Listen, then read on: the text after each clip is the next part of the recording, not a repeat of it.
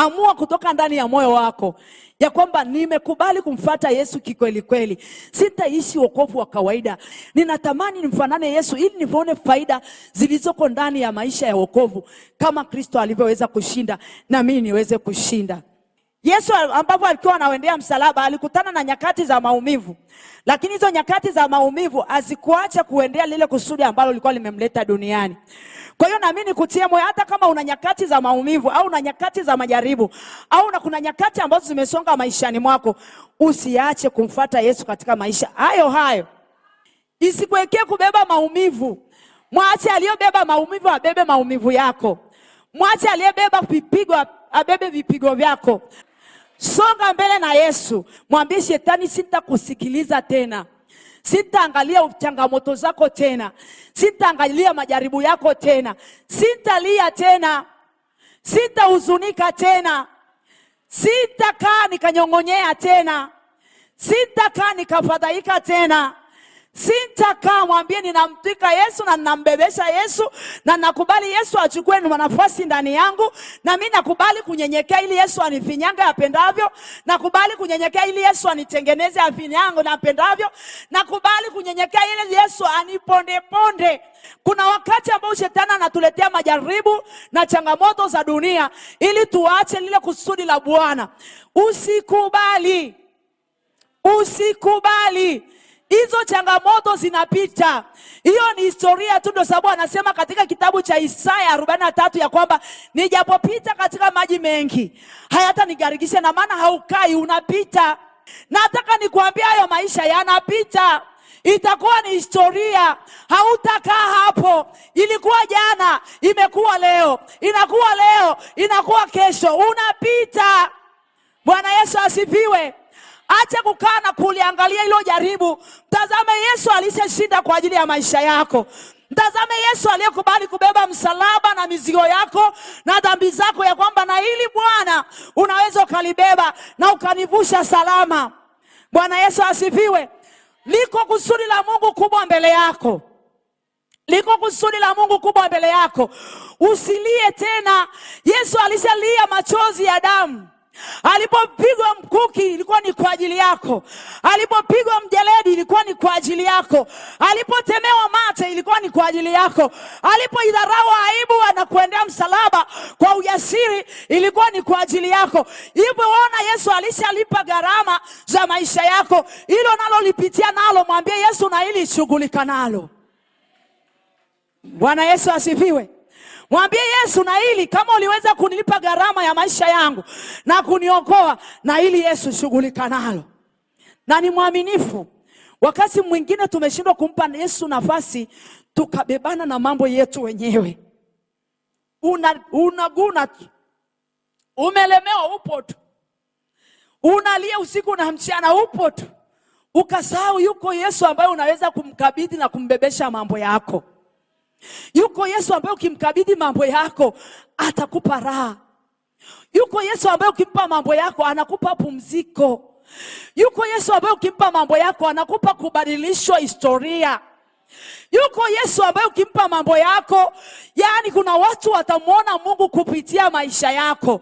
Hata kama jaribu lako limekuwa ni kubwa, kila mtu analijua, kuna wakati Yesu atakutambulisha kupitia hilo jaribu unalopitia. Bwana Yesu asifiwe. Tunaye Yesu kiboko, mwanaume wa wanaume, mfalme wa wafalme, Bwana wa mabwana, ambaye kaburi alikuweza kumshikilia. Bwana Yesu asifiwe. Ile nguvu ile ambayo kaburi alikuweza kumshikilia iko ndani yake mpaka sasa. Kuna nyakati tumechelewesha mambo yetu kwa sababu hatujamruhusu ashughulike nayo. Kaenda kwa mama Imani, mama Imani, unajua mume wangu? Mama Imani, unajua na yule mama? Unajua na mwenyekiti aliniuzi. Unajua na yule katibu alifanya hivi. Unajua mama Imani? Mama Imani ni sawa, utamweleza, lakini atakusaidia nini? Pelekee Yesu. Mwambie akuweke huru. Ponya moyo wangu, nahitaji kuishi kama wewe. Yesu akuangalia ulipokuwa unapigwa, hakurudisha mapigo. Yesu yule hajabadilika. Mbebesha anabeba. Na ana uwezo wa kubeba. Hajawahi kulemewa hata siku hiyo. Hajawahi kulemewa hata siku hiyo. Hajawahi Yesu kulemewa. Bwana Yesu asifiwe. Hivyo vyote unavyoviangalia wewe, yuko Yesu aliye juu ya hivyo vitu unavyovitazama vinavyoumiza moyo wako. Moyo wako sio sehemu ya maumivu. Yesu anasema jifunzeni kwangu kwa maana mimi ni mpole wa moyo na ni mnyenyekevu, nanyi mtapata raha nafsini mwenu. Kusudi la Mungu anatamani kuwaona wana wake wana furaha. Anatamani kutuona tunacheka. Anatamani kutuona tunasonga mbele. Anatamani kutuona tunaendelea kuenjoy maisha ya wokovu. Wokovu sio mzigo, wokovu ni raha. Bwana Yesu asifiwe. Wokovu sio mzigo, wokovu ni raha. Na kama ni raha, lazima tukubali kujipa raha mwenyewe. Jipe raha mwenyewe ndani ya Yesu. Bwana Yesu asifiwe. Bwana Yesu asifiwe. Tukikaa tukishuhudiana, ziko raha ndani ya Yesu. Kuna wakati unaweza ukamkabidhi Yesu njia zako na ukaendelea kunyenyekea magotini na chini ya mkono wake uliodari, alafu akakushangaza, akakustajabisha. Unasema kumbe Yesu wewe ni mzuri hivi. Ukaanza furaha, ukaanza kumwambia Yesu, uliyotenda ndani yangu kunaweza kuyatenda. Hakuna awezaye kuyatenda yale ambayo Mungu anaweza kuyatenda ndani yako. Hata kama utaenda kwa viongozi wakuu na wakuu, kaenda kushtaki mambo yako, hayupo awezaye kutenda mambo makubwa katika maisha yako kama Yesu. Bwana Yesu asifiwe. Unarudi kwa raha. Kwa nini? Umeamua kumkabidhi na kumbebesha mambo yako na kukubali ya kwamba kuishi maisha kama ya Yesu. Akushtaki. Hata alipopelekwa mbele ya mabaraza, alitulia kimya kama kondoo. Akatulia kimya, unyenyekevu.